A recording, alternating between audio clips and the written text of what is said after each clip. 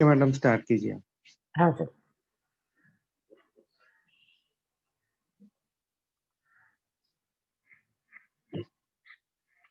Hello, good morning बच्चों। आज हम यहाँ पर प्रश्न संचय जो है प्रश्न पत्रिका, उसके प्रश्न हल करने वाले हैं। तो अभी तक आपने यहाँ पर प्रश्न पत्रिका आपकी पोर्शन होने के बाद आप सभी ने, मुझे आशा है कि आप सभी ने शुरुआत कर दी होगी हल करना। और बाकी शिक्षकों ने आपको प्रश्न पत्रिका के बारे में बता भी दिया होगा कि किस तरह से हमको यहाँ पर 5 प्रश्न आते हैं और किस तरह से उन उसका जो अंक है, किस तरह से अंक का विभाजन यहाँ पर किया गया है। तो आप लोगों ने पहले प्रश्न में देखा था किस तरह से आपको पर्यायवाची प्रश्न मिलते हैं, ठीक है? जिसके लिए आपको 4 ऑप्शन दिए होंगे और उसमें से एक ऑप्शन आपको वहाँ पर हल करके टिक करना है, ठीक है? और उसी तरह आपने टीचर या सर ने प्रश्न नंबर 2 भी आपका लिया है, जिसमें प्रश्न नंबर दूसरे ए में आपने वहाँ पर देखा है कि 2 प्रश्न हल करने के लिए दिया गया है और आपको बोला है वहाँ पर अंक दिया गया है वो जो है 4 अंक है। तो अब हम आ जाते हैं आज हमारे प्रश्न नंबर दूसरे बी में। तो बेटा प्रश्न नंबर 2 बी जो है, इसमें हमें ऐसा दिया होता है कि किन्हीं 4 प्रश्नों को हल करो और ऑप्शन ऑप्शन के साथ में जो प्रश्न है वो प्रश्न होते हैं कुल 5, ठीक है?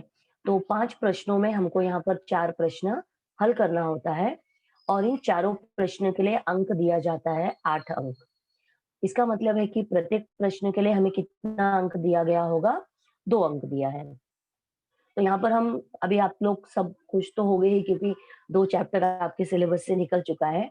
तो चौथा और जो छठा चैप्टर है हमारा, चौथा आर्थिक नियोजन और छठा हमारा सांख्यिकी, तो ये दोनों चैप्टर्स हमको नहीं है। तो इसके अलावा जो 4 चैप्टर्स हैं, तो उसमें से किस तरह से प्रश्न आपको आते हैं, तो यहाँ पर मैंने क्या किया है चैप्टर वाइज़ हर एक एक्सरसाइज़ में से 2 नंबर के लिए जो प्रश्न आते हैं, वो मैंने यहाँ पर थोड़े से प्रश्न तैयार करके लिए हैं। तो पहले हम वो प्रश्न देख लेते हैं और प्रश्न देखने के बाद हम उन प्रश्नों को यहाँ पर हल करेंगे, ठीक है? तो देखिए यहाँ पर पहला जो पार्ट है आपका 2 चरांक वाले रेखीय समीकरण, आप सभी ध्यान दीजिएगा।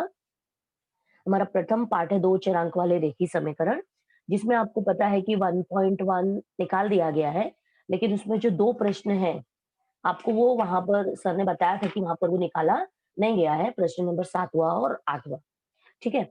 और उसके बाद में प्रश्न 1.1 में हमको क्या करना है, तो 2 प्रश्न की वजह से 7वें और 8वें की वजह से हम यहाँ पर उससे आधारित प्रश्न यहाँ पर हल करेंगे, ठीक है? तो वो प्रश्न है हमारा प्रश्न नंबर 2। उसके बाद में हमको क्या दिया गया है, आलेख विधि से सवाल को हल करना है 1.2 में। तो यहाँ पर अभी 2 नंबर के लिए प्रश्न है, तो वो प्रश्न आप देखोगे किस तरह से आता है। अभी 2 नंबर के लिए अगर प्रश्न आपको पूछा गया है, तो देखिए इस तरह से समीकरण आपको दिया है, समीकरण है x माइनस y बराबर 1 की आलेख रेखा खींचने के लिए निम्नलिखित कृति पूर्ण कीजिए। तो यहाँ पर एक बॉक्स आपको दिया होगा, जिसमें x और y मेंशन होगा और साथ में x और y ये निर्देशांक है बेटा। तो x का मान यहाँ दिया है, y का मान हमको निकालना है और यहाँ पर y का मान आपको दिया होगा, x का मान निकालना है, ठीक है? अभी आ जाते हैं हम 1.3 में। 1.3 में हम क्या करेंगे, 1.3 में सबसे पहले हमको वहाँ पर निश्चयक का मान निकालने के लिए दिया है और निश्चयक का मान आप कैसे निकालते हो, क्रॉस मल्टीप्लिकेशन करके, है ना? हम संख्याओं को देखो यहाँ पर ये उदाहरण मैंने लिया है, तिरछा गुणा करेंगे और उसके बाद में वहाँ पर उसको हल कर लेंगे। तो ये आपका है 1.3 में से एक प्रश्न।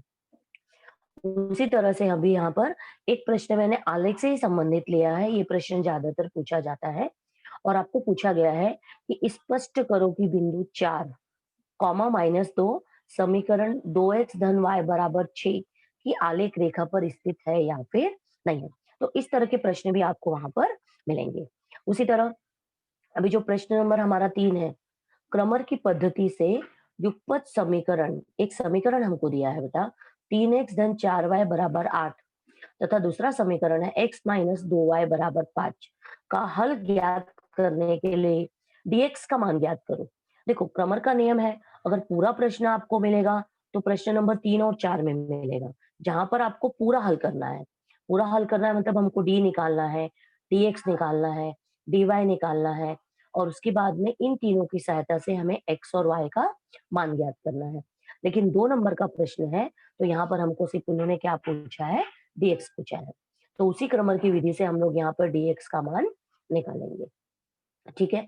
और अंत में 1.5 जो हमारा है, वो है शाब्दिक प्रश्न के लिए। तो यहाँ पर देखो एक छोटा शाब्दिक प्रश्न है, शाब्दिक प्रश्न भी आपको आ सकता है, लेकिन वो प्रश्न कैसा होगा, वो प्रश्न आपका कैसा होगा, यहाँ पर छोटा होगा। ठीक है? तो इस तरह के प्रश्न आपको यहाँ पर पहले चैप्टर में से मिल सकते हैं। अब हम आज पहले हम डिस्कस कर लेते हैं बेटा, फिर हम कुछ सवाल हल करेंगे। तो ये हो गया हमारा पहला पार्ट, जो है 2 चरांक वाले रेखीय समीकरण। अब हम आ जाते हैं दूसरे पार्ट में। अभी दूसरा पार्ट हमारा कौन-सा है? दूसरा पार्ट है हमारा वर्ग समीकरण। तो अभी वर्ग समीकरण से आप सभी परिचित हो, जिसमें पहला पद हमारा क्या होगा? वर्ग के रूप में होगा। वर्ग के रूप में अर्थात जिसका घात क्या होगा? 2 होगा। ठीक है? तो यहाँ पर हम वर्ग समीकरण से संबंधित प्रश्न देखेंगे। तो वर्ग समीकरण से संबंधित प्रश्न में हमें 2.1 जो है, वो पूरा दिया हुआ है। वो पूरा हमको वहाँ पर हल करना है। तो 2.1 में क्या करना है बेटा? हमको समीकरण दिया होगा। कौन-सा समीकरण? वर्ग समीकरण दिया होगा और उस वर्ग समीकरण से यहाँ पर विवेचक का मान निकालने के लिए बोला है। आप सभी अच्छी तरह से परिचित हो, विवेचक का अर्थात क्या है बेटा? हम उसको डेल्टा भी बोलते हैं। विवेचक को ही डेल्टा से दिखाया जाता है और विवेचक का अर्थ ही क्या होता है, बी का वर्ग माइनस 4ac। मतलब इसका मान हमको यहाँ पर निकालना है, बी का वर्ग माइनस 4ac। ये हमारा विवेचक है। अब देखो इस समीकरण में बी, ए और सी तीनों का मान हमको चाहिए। जब तक तीनों का मान नहीं मिलेगा, हम नहीं निकाल सकते हैं डेल्टा। तो ये तीनों का मान हम किससे निकालेंगे? दिए गए वर्ग समीकरण से। तो देखो ये 2.1 में से इस तरह का प्रश्न आ सकता है। उसी तरह से 2.1 का एक प्रश्न है, उसी तरह से एक प्रश्न 2.1 का इस तरह से भी आता है, देखिएगा। वर्ग समीकरण हमें दिया गया है, के एक्स का वर्ग माइनस 14x माइनस 5 बराबर 0 और उसका एक मूल हमको यहाँ पर दिया गया है और वो मूल क्या है बेटा? यहाँ पर मूल हमारा है 5। अभी मूल हमारा दिया है 5, तो इस मूल के आधार पर, मूल का अर्थात है कि x का मान, आपको जो चरांक दिया है उसका मान आपको दिया है। तो इस मूल के आधार पर हम क्या करेंगे? यहाँ पर k का मान ज्ञात करेंगे। तो ये प्रश्न भी आपका 2 नंबर के लिए है। अब आ जाते हैं हम 2.2 में। 2.2 में हमें क्या करना है? 2.2 में हमें जो भी प्रश्न दिया है, वो प्रश्न हमें गुणनखंड विधि से हल करना है। तो यहाँ पर देखो इस तरह का प्रश्न आपको मिल सकता है, x का वर्ग धन 8x धन 15 बराबर 0। तो इस सभी को मालूम है, यहाँ पर हम 3 पद दिया है और 3 पद को हमको क्या करना है? 4 पद करना है और वो 4 पद करने के लिए हम क्या करेंगे? 15 का गुणनखंड करेंगे। ठीक है? और उसी तरह हमें यहाँ पर एक सवाल 2.2 में इस तरह से भी मिल सकता है। देखो दिया है 25 m का वर्ग बराबर 9। तो ये प्रश्न भी आपको आ सकता है। तो देखो ये प्रश्न आपका सूत्र पर आधारित है। आपको पता है आपने सूत्र किया है a प्लस बी और अगर आपको दिया है a माइनस बी, तो हम इसे किस तरह से हल कर सकते हैं? सूत्र हमारा a का वर्ग माइनस b का वर्ग। तो आपको जो प्रश्न दिया है वो a का वर्ग माइनस b के वर्ग में दिया है, तो उसको हमको a प्लस बी और a माइनस बी के स्वरूप में लिख के हल करना है। तो ये हो गया हमारा 2.2 के 2 प्रश्न, प्रश्न नंबर 2 और प्रश्न नंबर आपका 6। ठीक है? अभी 2.3 सभी को मालूम है, जो पूर्ण वर्ग विधि है वो हमारे सिलेबस से निकाल दी गई है। तो अब हम आ जाते हैं प्रश्न संग्रह हमारे 2.4 में। अभी 2.4 में हमें क्या करना है? 2.4 और 2.1 एक दूसरे से एकदम संबंधित है, एकदम एक दूसरे के हम बोल सकते हैं सगे संबंधी है। क्योंकि क्या करना है इसमें 2.4 में भी हमें समीकरण दिया है बेटा और उस समीकरण से हमको क्या करना है? एबीसी का मान निकालना है और एबीसी का मान निकालने के बाद हमें वहां पर विवेचक निकालना है, डेल्टा का मान निकालना है। ठीक है? एक तो ये हो सकता है कि हमें वहां पर एबीसी निकालना है पहली चीज और दूसरी चीज हमारी क्या है? हमें क्या निकालना है? डेल्टा निकालना है। उसके बाद में हमें यहाँ पर क्या दिया? 2.4 में हमें यहाँ पर क्या दिया है? सवाल को सूत्र विधि से हल करना है। तो यहाँ पर एक सूत्र विधि हमको दी गई है। तो ये जो प्रश्न है सूत्र विधि वाला, ये प्रश्न बेटा 3 से 4 नंबर में आता है। ठीक है? तो यहाँ पर हमको सिर्फ हम वो सूत्र विधि न डिस्कस करके सिर्फ हम इतना ही देखेंगे कि यहाँ पर हमें क्या पूछा जाएगा? हमें पे यहाँ पर डेल्टा का मान पूछा जाएगा। डेल्टा के मान के आधार पर हम यहाँ पर बी का वर्ग माइनस 4ac निकाल सकते हैं। ठीक है? और उसके बाद में हम आ जाते हैं हमारा प्रश्न संग्रह 2.4 में। अभी 2.5 में बता 2.5 में हमें क्या पूछा गया है? हमें फिर से वहाँ पर विवेचक का मान पूछा गया है। हमें डेल्टा निकालना है, ठीक है? और दूसरी चीज़ हमें यहाँ पर डेल्टा के आधार पर आपका जो डेल्टा है और डेल्टा निकालने के बाद हमें यहाँ पर निर्धारित करना है कि वर्ग समीकरण का मूल क्या हो सकता है। अभी वर्ग समीकरण का मूल हमारा यहाँ पर 2 वास्तविक संख्या हो सकती है। उनका मूल विभिन्न वास्तविक संख्या हो सकती है या फिर वास्तविक संख्या नहीं भी हो सकती है। तो इस तरह का प्रश्न भी आपको यहाँ पर पूछा जाएगा। तो ये है हमारा प्रश्न नंबर 5। उसी तरह से यहाँ पर आपको क्या हो सकता है कि हमको समीकरण का वर्ग समीकरण का हल दिया होगा, मूल दिया होगा, हल अर्थात मूल। तो यहाँ पर देखो एक प्रश्न है मूल के रूप में, जिसमें मूल हमको दिया है -3 और -7। तो इस मूल के आधार पर इसको हम अल्फा और बीटा ऐसा मानकर हम वर्ग समीकरण यहाँ पर ज्ञात करेंगे। ठीक है? तो ये है हमारा यहाँ पर 2.5।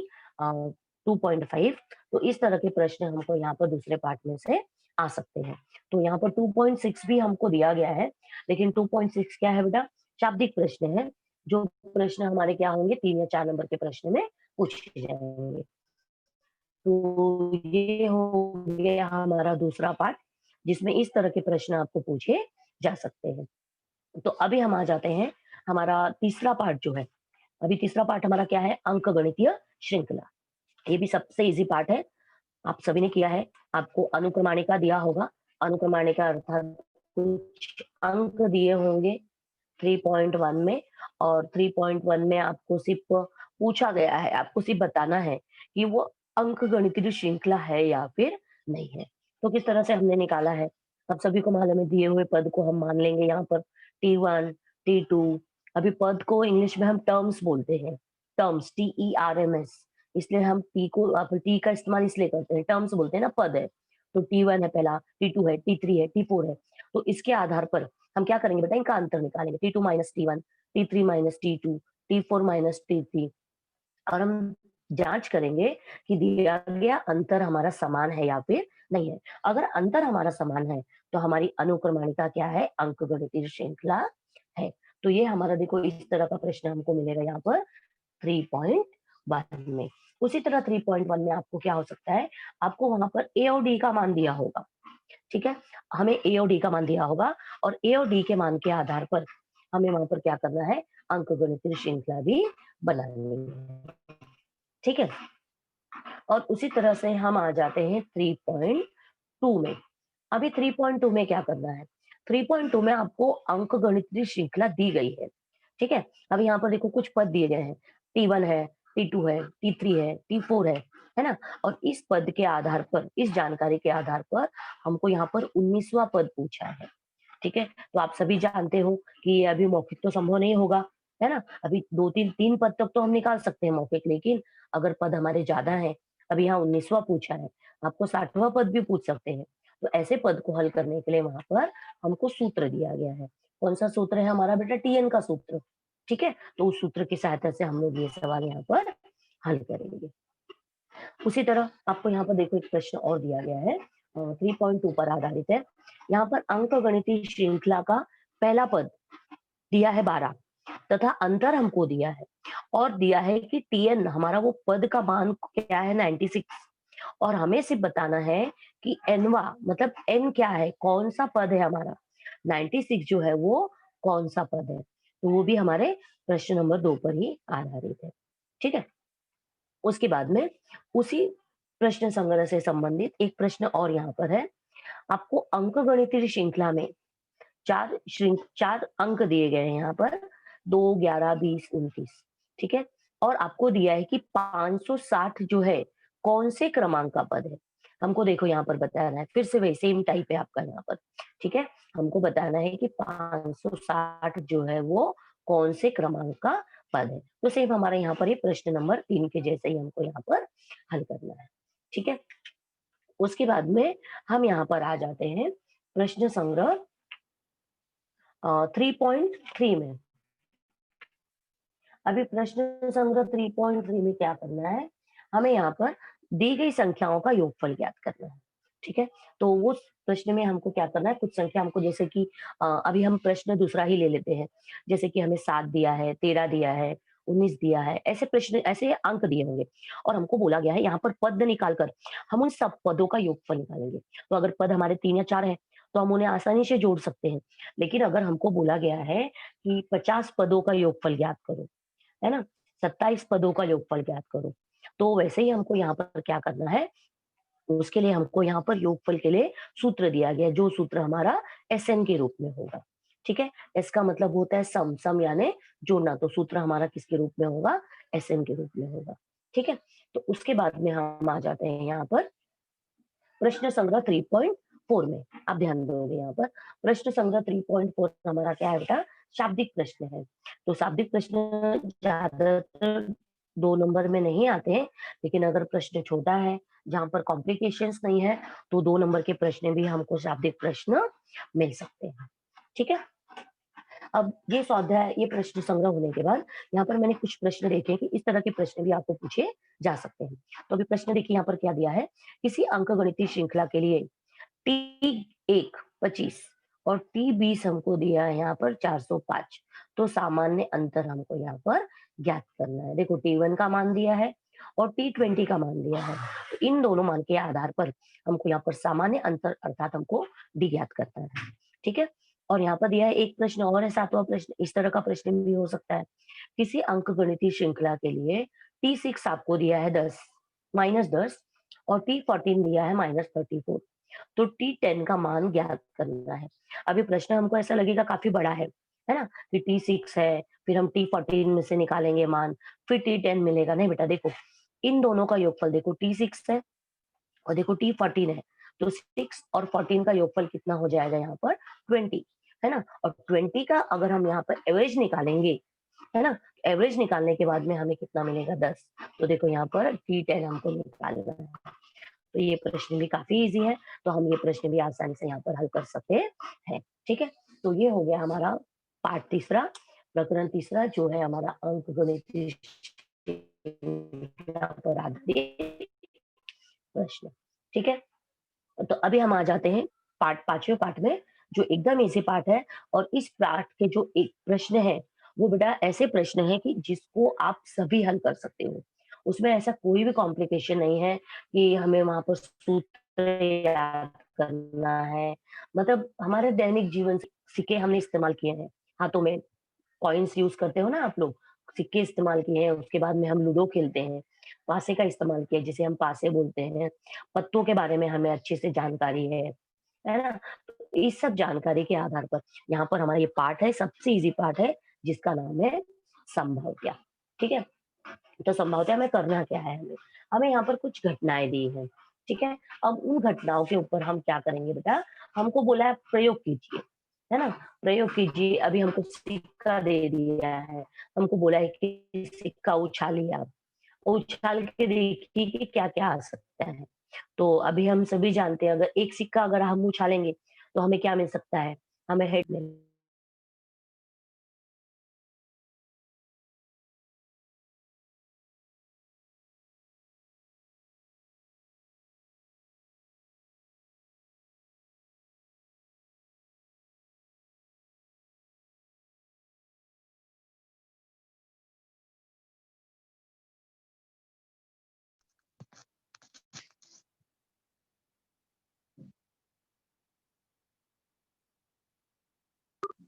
हेलो? हाँ, बोलिए मैडम। हाँ, हाँ सर, सॉरी सर हाँ, थोड़ा-सा कुछ नेटवर्क का इश्यू आ गया था। हेलो? Okay, okay. देखिए देखिए यहाँ पर, अभी हम क्या कर सकते हैं, हम सिक्के के बारे में देख रहे हैं ना, तो सिक्का हम उछाल के उसकी कॉइन्स अगर हमने उछाला है, तो हमें पता है चित या पट मिल सकता है। 2 कॉइन्स अगर हम उछालेंगे, 2 सिक्के उछालेंगे, तो उसके बारे में भी हमें जानकारी है क्योंकि हमने अभी आपने 1 और 2 नंबर के प्रश्न देखे हैं शुरुआत में, तो उसमें ये छोटी-छोटी चीज़ें हमें पूछी जाएँगी। तो उसी से संबंधित, उसी में कुछ चीज़ें जोड़ के आपको प्रश्न हमारा 2, 3 और 4 नंबर के लिए होगा। तो यही प्रश्न आपको क्या मिलेंगे 4 नंबर में भी मिलेंगे, 3 नंबर में भी मिलेंगे। लेकिन यहाँ पर क्या है, जैसे कि आपको एक ही शर्त पूछी गई, तो वहाँ पर हो सकता है आपको 2 शर्त पूछी जाए। ठीक है? और यहाँ पर देखिए जैसे कि दूसरा प्रश्न दिया है, अंक दिए हैं 2, 3, 5 तो अब ये 2 नंबर के लिए प्रश्न है। तो यही अंक आपको ज़्यादा दिए होंगे 2, 3, 5, 6 और 7 करके। तो उनकी सहायता से मतलब वो प्रश्न हमारे क्या होंगे 3 या 4 नंबर में बदल जाएँगे। ठीक है? तो यहाँ पर हम प्रश्न देख लेते हैं किस तरह के प्रश्न आ सकते हैं। तो देखिए हमको दिया है निम्नलिखित प्रयोग में नमूना अवकाश और घटकों की संख्या ज्ञात कीजिए। ठीक है? तो देखो नमूना अवकाश मतलब हमारी जो हम जो प्रयोग करेंगे, प्रयोग करने के बाद हमें क्या-क्या मिलता है, वो हमारा क्या है नमूना अवकाश है। उसके बाद घटकों की संख्या मतलब क्या-क्या पॉसिबिलिटीज़ है, उसको हम गिनेंगे और उसी को बोलते हैं हम एनएस, ठीक है? तो यहाँ पर दिया है 1 पासा और 1 सिक्का। देखिए अगर 1 नंबर का प्रश्न है तो बेटा 1 ही पासा हो पूछेगा शायद हो सकता है, 1 सिक्का लेकिन यहाँ पर प्रश्न 2 नंबर के लिए है। तो आपको बोला है 1 पासा और 1 सिक्का दोनों एक साथ में फेंकने पर आपका एस और एनएस क्या होगा? ठीक है? उसी तरह दूसरे प्रश्न में देखिए अभी हमको अंक दिया है 2, 3, 5 और इससे हमको क्या करनी है 2 अंक वाली संख्या बनानी है और शर्त दी गई है कि अंकों की पुनरावृत्ति ना हो मतलब अंक आपके बार-बार रिपीट नहीं होंगे, ठीक है? उसी तरह तीसरा प्रश्न 2 सिक्कों को एक साथ उछाला गया है, तो कम से कम एक चित मिलने की संभावना निकालनी है, ठीक है? तो हम यहाँ पर एस निकालेंगे, एनएस निकालेंगे और संभावना जो है उसका सूत्र जो है पी उसकी सहायता से यहाँ पर ये प्रश्न हल करेंगे। उसके बाद में हमें जो तीसरा प्रश्न दिया है, अच्छी तरह फेंटी गई 52 पत्तों की गड्डी में से देखो पत्तों पर आधारित प्रश्न है ना? 52 पत्तों की गड्डी अभी मालूम है पत्तों में गड्डी में 52 पत्ते होते हैं हमारे पास और उस 52 पत्तों को 4 भागों में बाँटा गया है ना? 13-13 पत्ते हुकुम है, चिड़ी है, तो इस तरह से पत्तों को बाँट कर यहाँ पर हम सवाल हल करेंगे। और उसके बाद में जो प्रश्न दिया है प्रश्न नंबर 4 हमें दिया है 2 पासे फेंके गए हैं, तो उसके लिए भी हमें एस और एनएस ज्ञात करना है। अभी 2 पासे हैं, है ना? तो अभी हमको मालूम है कि एस जो है काफ़ी बड़ा आपने देखा होगा 6 लाइन में 6 रो में हमने किया है और एनएस सभी को मालूम है 2 पासों के लिए कितना है 36 है। तो इस तरह का प्रश्न है। और उसके बाद में एक और प्रश्न है, यदि एक पासा फेंका गया है, तो हमें यहाँ पर उसकी संभावना ज्ञात करनी है। मैंने यहाँ पर 2-3 शर्त एक साथ में ली हैं, लेकिन अगर 2 नंबर का प्रश्न आएगा, तो बेटा आपको एक ही शर्त पूछी जाएगी। लेकिन अगर यही प्रश्न आपको 2 3 से 4 नंबर के लिए आएगा, तो वहाँ पे 2-3 शर्त एक साथ में पूछी जा सकती है। जैसे मैंने यहाँ लिखा है, आपकी विषम संख्या, अभाज्य संख्या और उसके बाद में हमें क्या दिया है, सम संख्या। तो ये 2-3 शर्त एक साथ में आके प्रश्न हमारा हो जाएगा 3 से 4 नंबर के लिए। तो ठीक है, तो इस तरह से देखिए हमारा जो प्रश्न है 2 नंबर के लिए, हमारे जो गणित विषय है 4 पार्ट में से इस तरह के प्रश्न आ सकते हैं। तो अभी हम क्या करेंगे यहाँ पर, जो मैंने प्रश्न पत्र हमारे पास यहाँ पर प्रश्न मैंने तैयार किए हैं, इसमें से हम कुछ प्रश्नों को हल करेंगे, ठीक है? तो चलिए हम लोग स्टार्ट करते हैं हमारे पहले प्रश्न से, पहले पार्ट से। तो हमारा यहाँ पर पहला पार्ट क्या है, 2 चरांक वाले रेखीय समीकरण। तो देखिए हमें यहाँ पर प्रश्न क्या दिया है? मैं प्रश्न ले लेती हूँ यहाँ पर। हमें एक निश्चयक दिया है, ध्यान दीजिए आप। हमें यहाँ पर एक निश्चयक दिया है और निश्चयक में दिया है 4, m, 5 और 3 और इस निश्चयक का मान बेटा हमको यहाँ पर दिया गया है। निश्चय का मान हमको यहाँ दिया है बेटा 22, ठीक है? और हमको इस निश्चय की सहायता से देखिए यहाँ पे सब संख्या नहीं, यहाँ पर एक चरांक है m और इसी चरांक का मान हमको क्या करना है बेटा यहाँ पर ज्ञात करना है। तो m बराबर क्या होगा? प्रश्नवाचक चिन्ह, ठीक है? तो ये हमारा पहला प्रश्न है। तो हम क्या करेंगे यहाँ पर निश्चय का मान ज्ञात करेंगे। मैंने आपको बताया था क्या करना है हमको यहाँ पर तिर्यक गुणा करना है इस तरह, है ना? तो हम तिर्यक गुणा करेंगे। चलिए हम स्टार्ट करते हैं। 4 गुणे 3 कोष्ठक में ले लेते हैं, बराबर का चिन्ह लगाते हैं। माइनस बीच में हमेशा माइनस का चिन्ह आएगा। फिर हम क्या करेंगे 5 का गुणा m में करेंगे और इसका मान हमको यहाँ पर दिया है बेटा। क्या दिया है देखो 22, है ना? तो अभी हम इसे हल कर लेते हैं। देखिए 4 तिया कितना होगा 12 माइनस 5 का गुणा m में करोगे कितना होगा 5m होगा, बराबर बेटा यहाँ पर कितना होगा 22, ठीक है? अब देखिए हम यहाँ पर हल कर लेते हैं। देखो संख्या है ना? और यहाँ पर एक चरांक है। तो हम क्या करेंगे संख्या को संख्या के पास भेजेंगे, बराबर के उस तरफ भेजेंगे और हम सभी जानते हैं संख्या जब बराबर के उस तरफ जाती है तो उसका चिन्ह बदल जाता है। तो यहाँ पे इसके आगे धन छुपा हुआ है, तो वहां जाएगा बराबर के उस तरफ, तो क्या हो जाएगा बेटा ऋण। अभी 22 को हमने कोई भी चिन्ह परिवर्तन नहीं किया क्योंकि वो वैसे ही हमने वहाँ पर उतारा है। ये होगा -12, ठीक है? अभी हम यहाँ पर -5m बराबर, अभी 22 में से हम क्या करेंगे? 12 को घटा देंगे। तो जब 22 में से हम 12 को घटाएँगे तो हमें कितना मिलेगा यहाँ पर? 10, ठीक है? अभी देखिए 5 और m इनके बीच में चिन्ह कौन-सा है? गुणे का चिन्ह है ना? और जब गुणा संख्या जब है 5, अगर ये दाहिनी तरफ जाएगी, तो जैसे प्लस माइनस होता है और माइनस प्लस होता है, वैसे ही गुणा आपका क्या हो जाएगा? भाग हो जाएगा। तो हमारा होगा m बराबर 10 बटे -5। अब हम इसे हल कर लेते हैं। देखिए 5 एकम 5 और ये 5 दूनी 10। तो हमारा यहाँ पर m बराबर, चिन्ह हमें नहीं भूलना है, -2। तो ये हो गया हमारा एक 2 नंबर के लिए प्रश्न। ठीक है? अब उसके बाद में हम करेंगे यहाँ पर प्रश्न नंबर 2। अभी प्रश्न नंबर 2 हमें क्या दिया है बेटा? समीकरण दिया है। ठीक है? तो मैं यहाँ पर वर्ग आपका युगपत समीकरण लिखती हूँ, दोनों समीकरण। पहला समीकरण हमें दिया है बेटा 12x धन 13y बराबर 29। ये समीकरण 1 हमारा। हम इसे नंबर देंगे समीकरण नंबर 1। और दूसरा समीकरण दिया है हमें 13x धन 12y बराबर 21। ये समीकरण नंबर 2 है।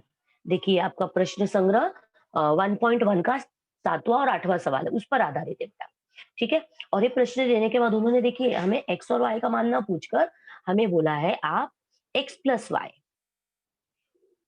और x माइनस y का मान याद करो। याद करो। ठीक है? तो हमें देखिए आप प्रश्न एकदम आसान है। तो अगर x प्लस y बोला है, देखिए बीच में प्लस का चिन्ह है और यहाँ पे माइनस का चिन्ह है। तो अगर x प्लस y बोला है, तो हम क्या करेंगे? दोनों समीकरण को जोड़ देंगे। और अगर x माइनस y बोला है, तो हम क्या करेंगे? दोनों समीकरण को घटा देंगे। ठीक है? तो सबसे पहले हम x प्लस y निकालेंगे। तो हम समीकरण फिर से लिखेंगे यहाँ पे 12x धन 13y बराबर 29 और ये है 13x धन 12y बराबर 21। ठीक है? समीकरण 1 और ये है समीकरण नंबर 2। अब हम क्या करेंगे?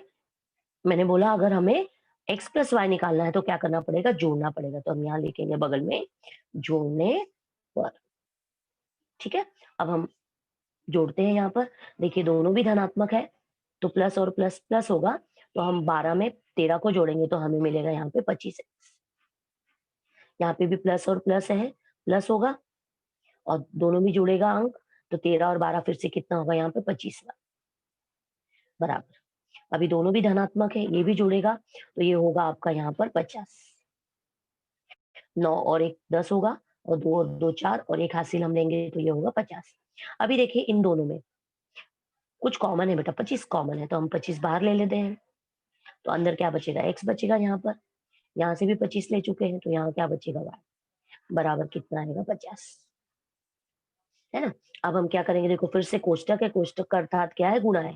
तो अभी संख्या फिर से 25 दाहिनी तरफ जाएगी तो गुना आपका क्या हो जाएगा? भाग। तो x धन y बराबर 50 बटे 25। देखो अभी ये आप लोग एक ही बार में काट सकते हो। 25 एकम 25, 25 दूनी 50। अगर आपको काटने में तकलीफ है तो आप 5 से भी काट सकते हो। ठीक है? तो ये होगा आपका x धन y बराबर कितना? आंसर आएगा हमारा 2। तो देखिए हमें पहला घटक यहाँ पर मिल चुका है, पहला पद जो उन्होंने पूछा है। तो 2 नंबर के लिए प्रश्न आएगा तो बेटा इतना ही पूछा जाएगा, लेकिन हम यहाँ पर माइनस वाला भी देखेंगे कि अगर माइनस आएगा तो हमें किस तरह से हल करना है। तो क्या करना है बेटा? फिर से प्रश्न हमारा जो समीकरण है हम उसे वापस लिखेंगे। 29 समीकरण नंबर 1 और उसी तरह 13x धन 12y बराबर 21 समीकरण नंबर 2। ठीक है? अब क्या करेंगे बेटा? हम यहाँ पर इसको घटा देंगे। यहाँ हम लिखेंगे घटाने पर। ठीक है? अब हम यहाँ पे इनको घटाएँगे। जब घटाते हैं बेटा, तो आपको मालूम है सभी जो संख्या है, सभी का चिन्ह क्या होता है? नीचे की संख्या का चिन्ह बदल जाता है। तो ये प्लस था, तो मैंने यहाँ माइनस ले लिया है। देखिए ये भी प्लस है, ये भी माइनस हो जाएगा। 21 भी प्लस है, ये भी क्या हो जाएगा? माइनस। ठीक है? अब घटाएँगे। अभी देखिए 12 प्लस है, ये माइनस है, तो प्लस माइनस माइनस होगा। तो 12 में से 13 नहीं घटेगा, तो हम 13 में से 12 घटाएँगे, लेकिन चिन्ह बड़ी संख्या आएगा माइनस x, माइनस 1x।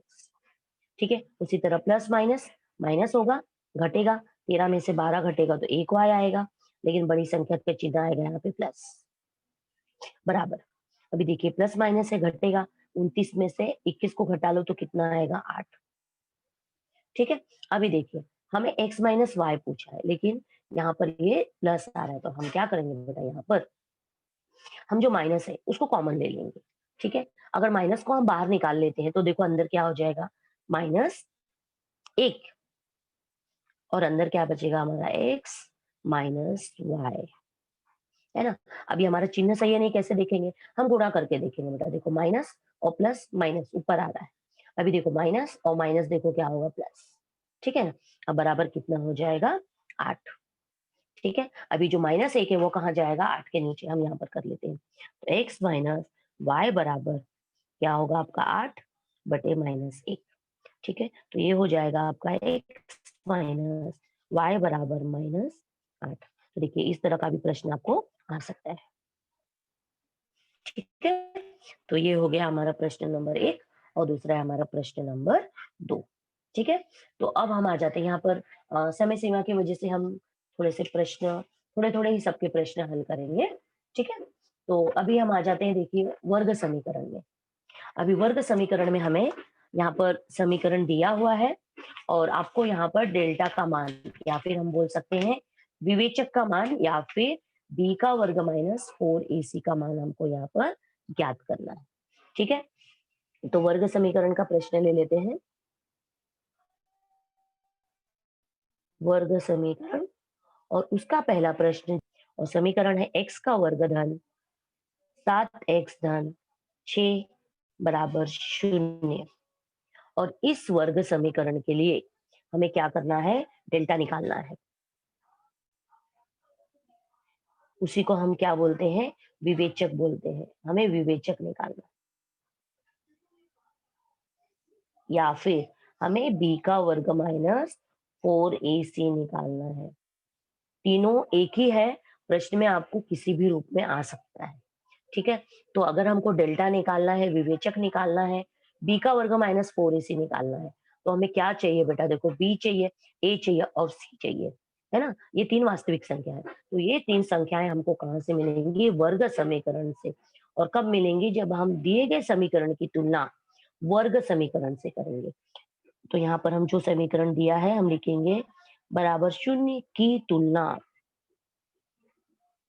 अभी हमारा वर्ग समीकरण का स्वरूप आप सभी को याद है, ए एक्स का वर्ग धन बी एक्स धन सी बराबर 0, है ना। अभी हम तुलना करेंगे दोनों समीकरण की, तो देखिए यहाँ पर क्या दिया है, ए की जगह यहाँ पर देखिए कुछ नहीं दिया समीकरण में, एक छुपा हुआ है बेटा।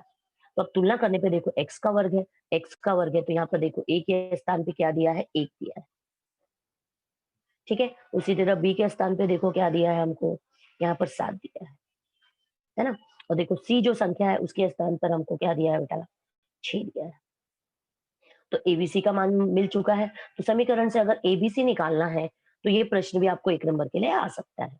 ठीक है, तो इसके बाद हमें निकालना है विवेचक, अर्थात बी का वर्ग माइनस 4ac। तो हम यहाँ पर विवेचक का मान निकालेंगे बराबर बी का वर्ग माइनस 4ac। ठीक है, अब हम यहाँ पर बराबर करके हल करेंगे। बी का वर्ग बोला है, बी कितना है 7, तो हम लिखेंगे 7 का वर्ग माइनस 4। अभी संख्या और चरांक के बीच में गुणे का चिन्ह है, गुणे ए का मान कितना है 1, सी का मान कितना है 6। अब हम इसे हल कर लेते हैं। 7 का वर्ग कितना होगा 49, 49 माइनस 4 एकम 4 और 4 छंग 24। ठीक है, अभी देखिए 49 माइनस 24, अभी हम घटा लेंगे, 9 में से 4 जाएगा तो 5 और 4 में से 2 गया तो 2, और अंत में हम यहाँ पर जो निकाल रहे हैं वो लिखेंगे विवेचक बराबर 25। ठीक है, तो इस तरह से देखिए हमने वर्ग समीकरण से एबीसी का मान निकालकर हमने यहाँ पर विवेचक का मान ज्ञात किया है। ठीक है, अभी यही प्रश्न बेटा, यही प्रश्न हम यहाँ पर थोड़ा सा कंटिन्यू करेंगे यहाँ पर, कि हमें यहाँ पर दिए गए मूल के आधार पर हमें क्या करना है, हमें मूल के आधार पर हमें वर्ग समीकरण जो है उसकी जांच करनी है। हमें बताना है यहाँ पर कि आपको जो अगर दिया है उसका मूल निश्चित करना है। तो मूल के लिए हमें 3 शर्त दी है। अभी देखो मेरा ये डेल्टा जो है, अभी डेल्टा का मान मिला है 25 और ये 25 क्या है बेटा? 25 शून्य से बड़ा है, तो हम बोलेंगे डेल्टा बड़ा है किससे? 25 से, है ना? 25 बड़ा है शून्य से और हमारा 25 क्या है? डेल्टा है। तो डेल्टा हमारा क्या है? शून्य से बड़ा है। तो हमारे पास शर्त दी गई है कि अगर डेल्टा हमारा शून्य से बड़ा होगा, तो जो वर्ग समीकरण है, उसका मूल जो है क्या होगा? वो विभिन्न वास्तविक संख्या होगी। याद रखेंगे आप, विभिन्न वास्तविक संख्या होगी या फिर होती है। तो आपका मूल क्या होगा? मूल विभिन्न वास्तविक संख्या होगा अगर डेल्टा बड़ा है शून्य से। अगर वही डेल्टा बराबर है शून्य के, तो क्या होगा बेटा? यहाँ पर हमारा जो मूल है वो दो समान वास्तविक संख्या होगा। ठीक है, और डेल्टा अगर छोटा है हमारा शून्य से, तो हमारा मूल जो है वो वास्तविक संख्या नहीं होगा।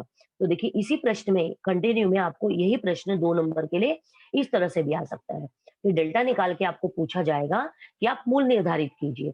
वास्तविक संख्या है, समान वास्तविक संख्या है, विभिन्न वास्तविक संख्या है या फिर मूल वास्तविक संख्या नहीं है। तो यहाँ पर हमारा मूल क्या है? विभिन्न वास्तविक संख्या, क्योंकि डेल्टा हमारा शून्य से बड़ा है। ठीक है, तो ये हो गया हमारा पहला प्रश्न और इसी प्रश्न में हमने पांचवा प्रश्न भी कंटिन्यू कर लिया है। अब हम देखेंगे यहाँ पे प्रश्न नंबर 3। अभी प्रश्न नंबर 3 हमें क्या दिया है? हमें एक वर्ग समीकरण दिया है बेटा, के एक्स का वर्ग माइनस 14x माइनस 5 बराबर 0 और बोला गया है कि इसका जो मूल है, एक मूल जो है वो 5 है और इस आधार पर, अभी मूल हमको 5 दिया है, इस आधार पर हमें क्या करना है? के का मान ज्ञात करना है। ठीक है, तो हम यहाँ पे जो के चरांक है उसका मान यहाँ पर निकालेंगे। तो एक मूल का मतलब है प्रश्न में जो हमको चरांक दिया है उसका मान है। अभी देखो चरांक हमारा क्या है? एक्स है यहाँ पे। तो ये एक्स का मान दिया है तो हम लिखेंगे एक्स बराबर 5 लेने पर या फिर रखने पर, एक्स बराबर 5 लेने पर। ठीक है, तो चलो हम समीकरण में एक्स जहां जहां पर है उसका मान 5 ले लेते हैं। तो ये होगा आपका के, एक्स का वर्ग बोला है, अभी संख्या लिख रहे हैं तो गुणे का चिन्ह लगाएंगे, 5 का वर्ग माइनस 14 गुणे 5 माइनस 5 बराबर 0। तो जहां पर भी एक्स था वहां पर मैंने 5 ले लिया है। अब हम इसे हल कर लेते हैं। के गुणे 5 का वर्ग कितना होगा यहाँ पर? 25 माइनस, ये देखिए 14 पंचे, 14 का गुना 5 में करो, 14 पंचे हो जाएगा 70 माइनस 5 बराबर 0। अब इसे हम फिर से हल करेंगे। के का गुणा 25 में करोगे तो कितना होगा? 25 के, है ना? अभी देखिए दोनों संख्या माइनस है, ऋणात्मक है, तो माइनस और माइनस प्लस होगा।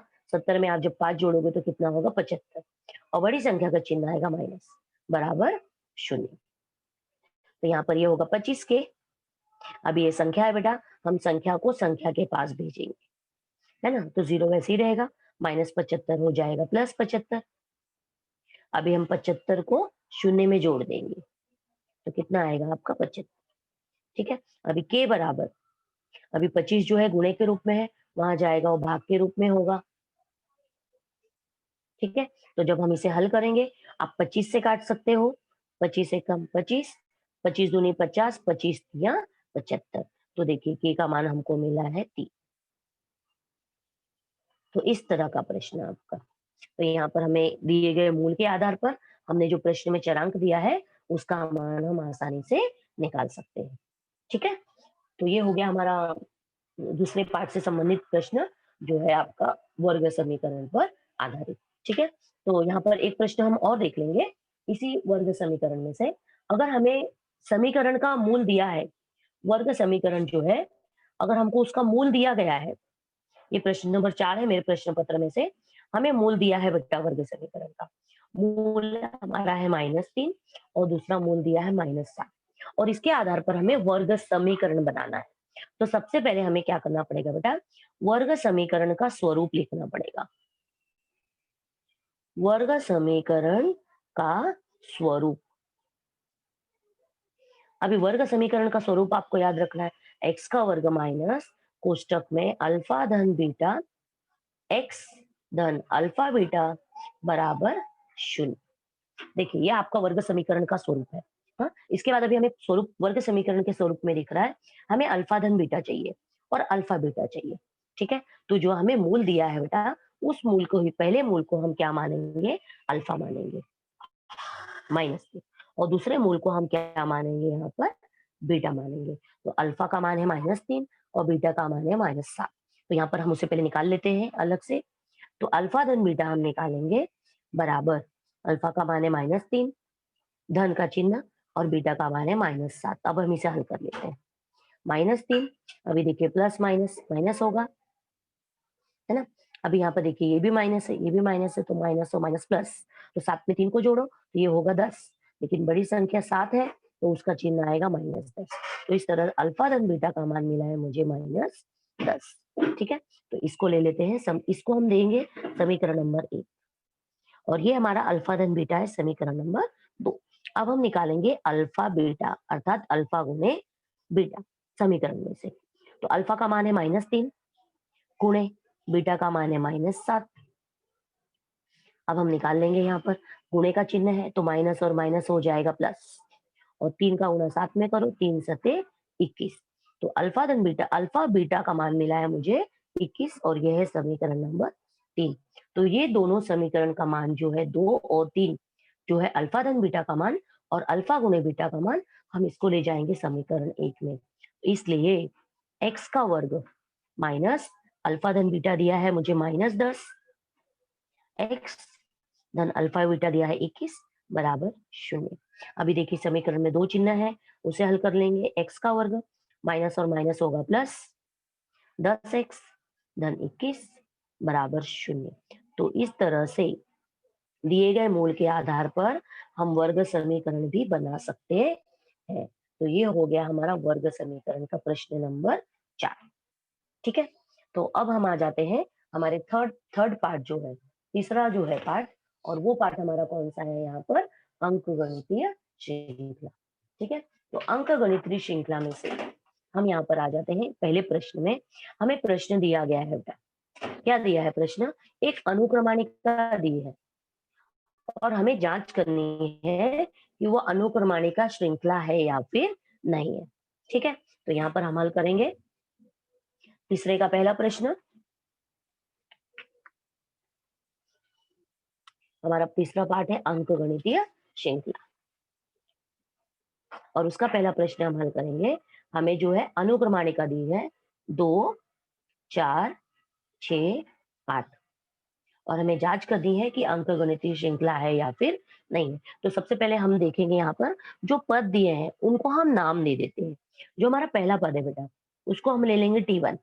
तो T1 बराबर कितना होगा, 2, T2 बराबर 4, T3 बराबर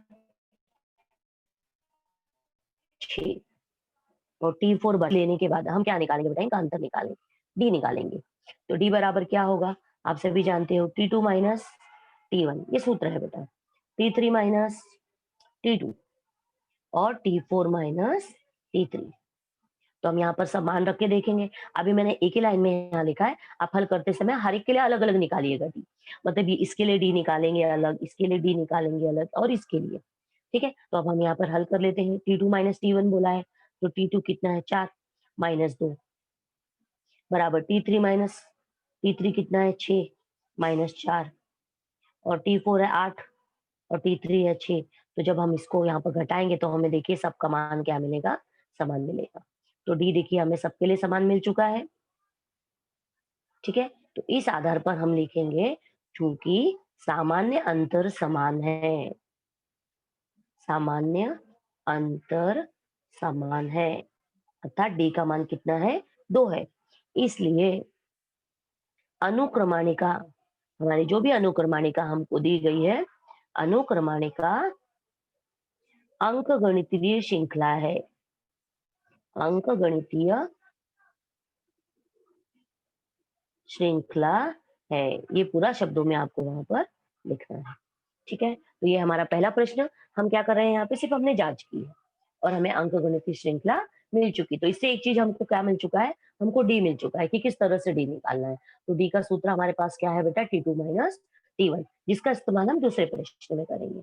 अभी देखिए दूसरा प्रश्न हमको यहाँ पर दिया है कि 7, 13, 19 और 25 इस अंकगणितीय श्रृंखला के लिए हमें 19वां पद निकालना है बेटा। 19वां पद बोला है, पद को हम दिखाते हैं टी से। 19वां बोला है मतलब 19, टी 19 निकालना है। और ये आपका 19 क्या है बेटा? पद है। तो इस 19वां पद है और हम इसे क्या बोलेंगे? n बराबर कितना मिल गया हमें यहाँ पर? 19 मिला है। तो टी 19 हमको यहाँ पर ज्ञात करना है। ठीक है, पद निकालना है। और कौन सा पद निकालना है बेटा? 19वां। तो n का मान यहाँ पर हो गया 19। तो अब दिए गए प्रश्न में अभी मैंने आपको बोला सबसे पहले हम यहाँ पर T1, T2, T3, T4 ले लेते हैं। तो पहला हमारा जो 7 है वो क्या है? T1 है। T1 बराबर 7। T2 बराबर कितना होगा? 13। T3 हमारा 19 और T4 होगा हमारा यहाँ पर 25। ठीक है, तो हम यहाँ पर सबसे पहले हमें एक चीज याद रखनी है कि जो हमारा पहला पद है वो हमारा क्या है? ए है। अभी हम ए नया शब्द क्यों आया है? क्योंकि 19वां पद निकालना है ना। तो यहाँ पर मैंने बोला था आपको एक सूत्र का इस्तेमाल करेंगे। पद के लिए सूत्र दिया है Tn बराबर ए प्लस कोष्टक में n-1 इंटू डी। ये बेटा सूत्र है, ये आपको याद करना है। तो सूत्र लिखने के बाद हम यहाँ पर हम देख रहे हैं कि यहाँ पर हमें ए का मान चाहिए। n का मान हमारे पास है 19, डी का मान भी हमें चाहिए और ए का मान चाहिए, डी और ए चाहिए। तो ए हमारा क्या है बेटा? जो पहला पद है T1 वही हमारा हमेशा ए होगा। तो हम देखिए T1 बराबर ए बराबर कितना है बेटा? 7। और उसी के साथ में हम फिर नेक्स्ट लाइन में डी निकालेंगे, डी बराबर T2 माइनस T1, ये हमारा सूत्र है। इस तरह से हम अंतर निकालते हैं। तो T2 कितना है? 13। 13 में से 7 घटा दीजिए। तो 13 में से 7 घटाओगे तो आपको डी का मान कितना मिलेगा? 6। तो देखिए हमें डी मिल चुका है, ए मिल चुका है। तो हम सूत्र अभी यहाँ पर लिखेंगे। टी एन बोला था लेकिन एन हमारा कितना है? 19। टी 19 बराबर ए का मान है हमारा 7 धन कोष्टक में एन का मान है 19 माइनस 1 और डी का मान है 6। हम इसे हल कर लेते हैं। 7 धन 19 में से 1 घटाओगे हो जाएगा 18 और ये हो जाएगा गुणे 6। ठीक है, तो देखिए यहाँ पर 7 धन अभी 18 का गुणा हम 6 में कर सकते हैं यहाँ पर, है ना। 18 पंचे 90 होगा और उसके बाद में कितना होगा? 108। 18 छंग 108। आप चाहिए तो ऐसे भी गुणा कर सकते हो मौखिक। ये तो आप 6 8 48 और 4 6 कम 6 और 4 10। तो यहाँ पर हम 108 में 7 जोड़ेंगे तो ये हो जाएगा हमारा 115। तो T19 का मान हमको कितना मिल चुका है यहाँ पर? 115। तो हमारा 19वां पद कितना मिलने वाला है हमें यहाँ पर? 115। तो ये हो गया हमारा Tn से संबंधित प्रश्न। अभी इसी प्रश्न में हम एक चीज और क्या कर सकते हैं बेटा? इसी प्रश्न में आपको आपको दे सकता है कि 19 पदों का योगफल ज्ञात करो इसी प्रश्न में। तो अगर 19 पदों का योगफल मैंने आपको बताया था, योगफल को हम क्या बोलते हैं? सम बोलते हैं। योगफल अर्थात हमारा सम, SUM। और इसलिए हम योगफल को दिखाते हैं S से। तो यहाँ पर S निकालना है। कौन सा पद बोला? कितने पदों का योगफल? 19। तो हमें S19 निकालना है। ठीक है, तो हम इस तरह से लिखेंगे। अभी यहाँ पर n हमारा फिर से कितना हो जाएगा? 19। और यहाँ पर देखोगे आप Sn का सूत्र आपको याद करना है। योगफल के लिए क्या दिया है? n/2 कोष्टक में 2a प्लस n-1 गुना डी। देखिए दोनों सूत्र में समानता है, a plus n-1 D.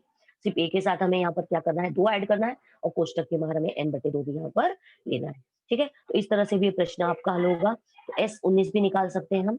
S19 बराबर n कितना है? 19/2 कोष्टक में 2 गुणे a का मान कितना है हमारा? 7 धन 19 माइनस 1 गुणे डी हमारा कितना है यहाँ पर? 6।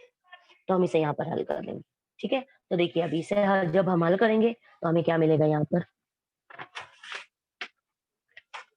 नेक्स्ट पेज पे हम देखेंगे यहाँ पे 19/2 हम वैसे ही लिखेंगे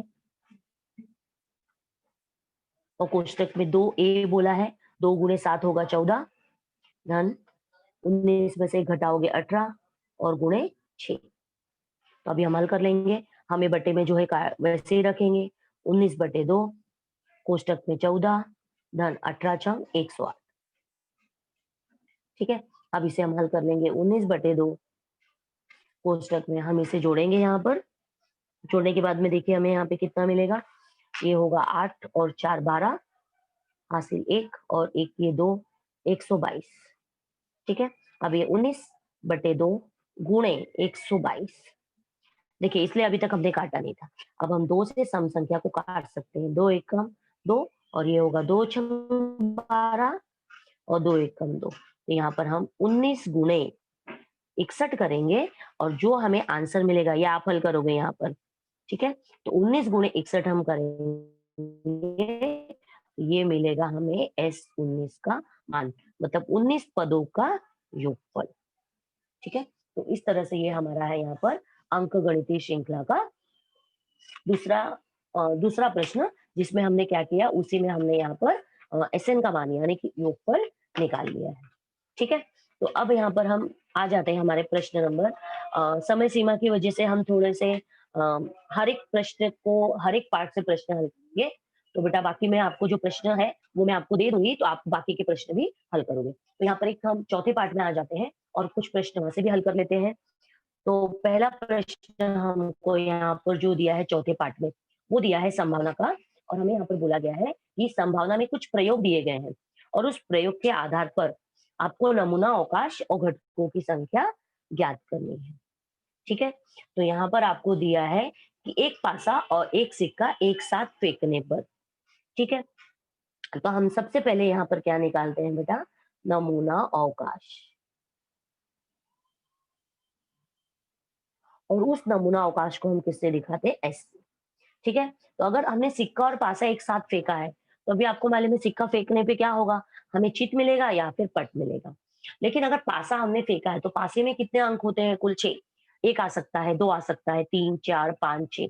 तो अभी हेड आने के बाद, चित आने के बाद उसके साथ में क्या आ सकता है? 1 आ सकता है, और हेड के साथ में, चित के साथ में 2 आ सकता है, चित के साथ में 3 आ सकता है, चित के साथ में 4 आ सकता है, चित के साथ में 5 और अंत में चित के साथ में कितना आएगा?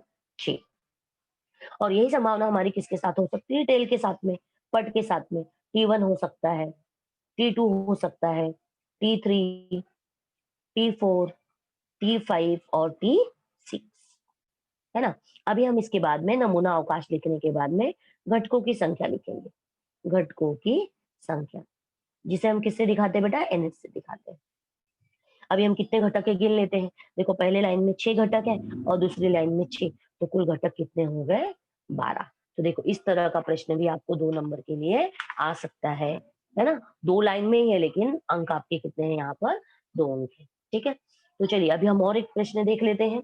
यहाँ पर एक प्रश्न दिया गया है कि यदि हम अ, अच्छ पत्तों से संबंधित है कि अच्छी तरह फेंटी गई 52 पत्तों की गड्डी में से अगर एक पत्ता निकाला गया है, तो पान के पत्ते के मिलने की संभावना हमें निकालनी है। ये हमारा है प्रश्न नंबर 3। अभी हम सभी जानते हैं पान के पत्तों की गड्डी में टोटल पत्ते कितने होते हैं? 52। तो हम सबसे पहले नमूना अवकाश लिखेंगे। नमूना अवकाश, है ना? बराबर कोष्टक में एस बराबर, अभी हम इस 2 तरीके से लिख सकते हैं। देखिए, 1, 2, 3 और 52 पत्ते हैं, तो हर एक अंक नहीं लिखेंगे हम। इस तरह से अंत में लिख देंगे हम 52। ठीक है? या फिर एक तरीका और है, यहाँ पर हम एक तरीके से और लिख सकते हैं। क्या लिख सकते हैं हम यहाँ पर? एनएस बराबर एस बराबर, हम क्या लिख सकते हैं? कुल 52 पत्ते हैं और 52 पत्तों को कितने भाग में बांटा गया है बेटा? 4 भाग में बांटा गया है। ठीक है? और किस तरह से बांटा गया है? देखिए, 13 पान के पत्ते, उसके बाद में 13 ईंट के पत्ते, 13 चिड़ी के पत्ते,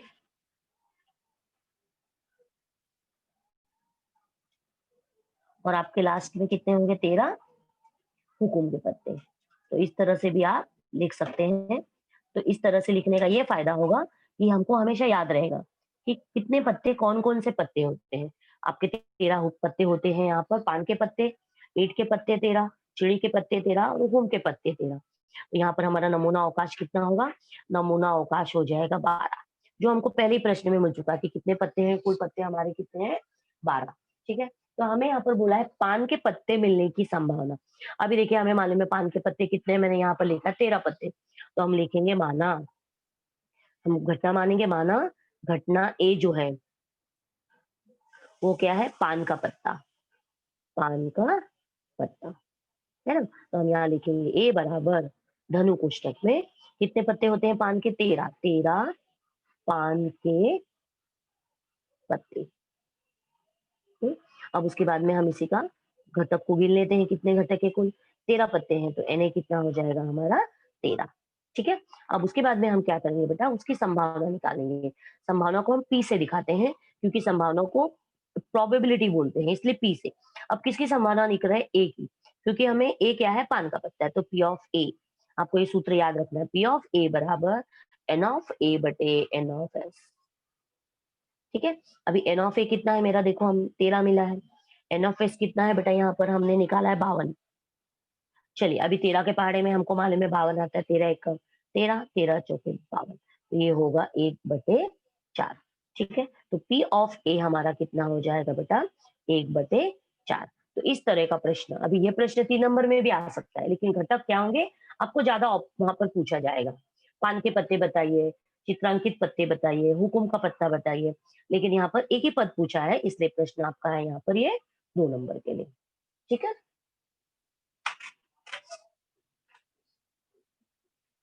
हेलो? हेलो। हाँ सर, शायद समय हो गया है ना? हाँ, समय हो चुका है मैडम। हाँ सर। हाँ बच्चों, कुछ क्वेश्चन पूछना है आपको इस टॉपिक से संबंधित। इस टॉपिक से संबंधित अगर कोई क्वेरीज है, कोई क्वेश्चन है, तो आप लोग पूछ सकते हो। हाँ काजल,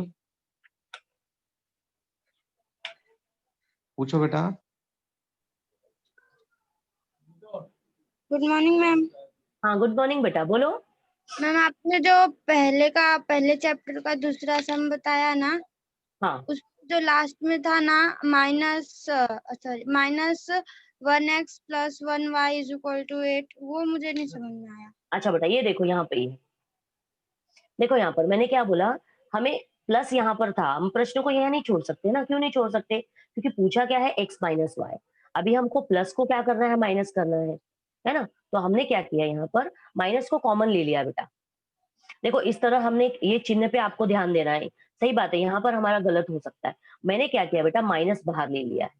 जब माइनस में बाहर लूंगी तो यहाँ पर चिन्ह देखो, आपको मालूम है, हम क्या करते हैं, जब माइनस बाहर लेते हैं अंदर का चिन्ह बदल जाता है, गुणनखंड में भी आपने किया है।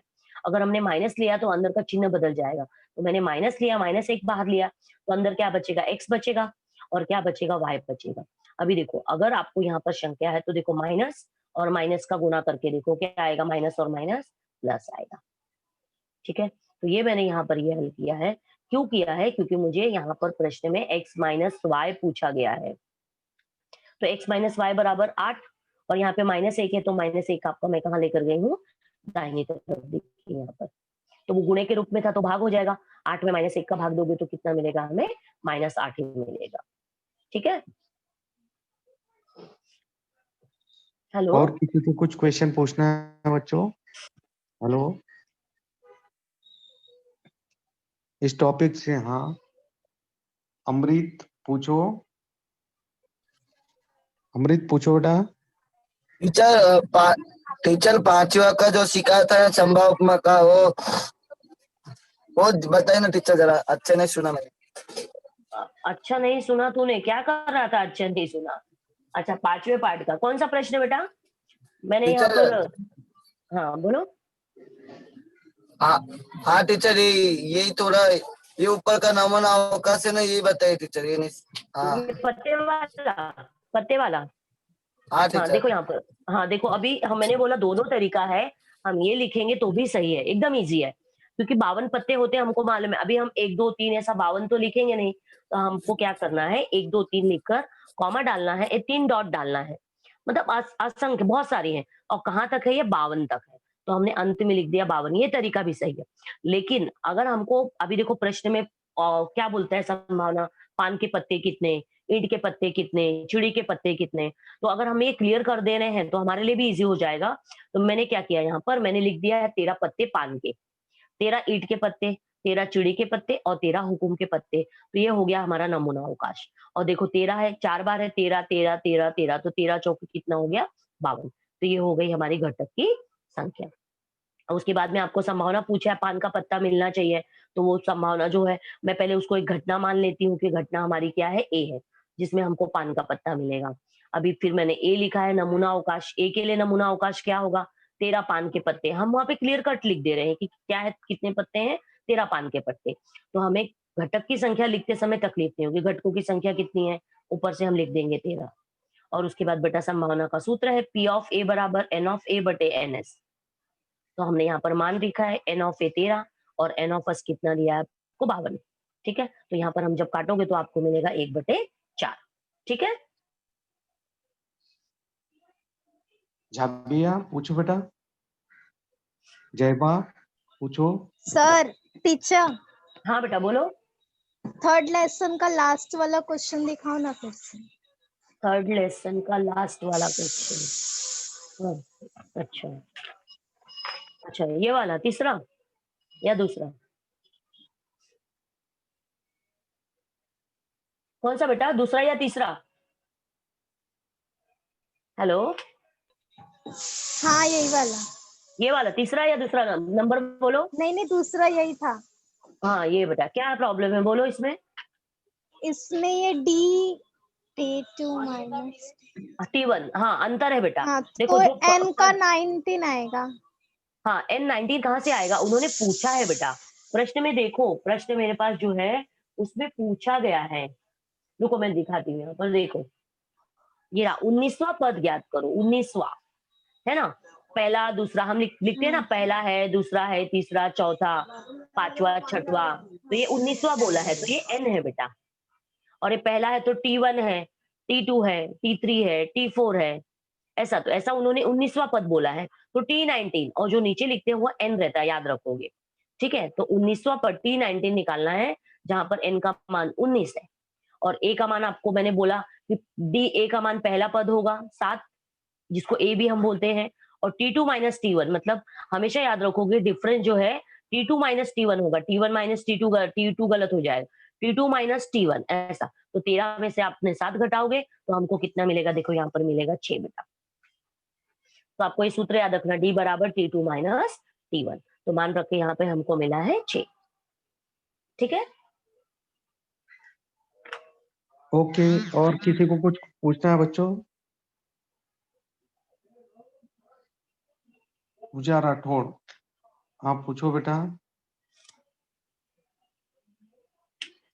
पूजा पूछो। Hello sir. Hello teacher. हाँ बोलो बेटा। टीचर जो आपने ये प्रश्न है मतलब वर्ग समीकरण अंक गणित का ये सब लिखा हुआ है ना, हाँ वो आपको भेज सॉल्व। दूँ, मैं सब भेज हाँ दूँ, मैं भेज देती हूँ, सर को भेज देती हूँ, सर आपको शेयर कर देंगे। ठीक है, हाँ आप ठीक है। वो सब में और किसी, प्रश्न, हाँ मैं सब आप, प्रश्न भेज दे रही हूँ सर। और ये बच्चों को सर, आप जितने प्रश्न है बच्चों को हल करने के लिए बोलिएगा sir. Okay madam, okay. Okay thank you miss, आपने बहुत ही ओके, अच्छे से पढ़ाया और बच्चों को समझ में आया।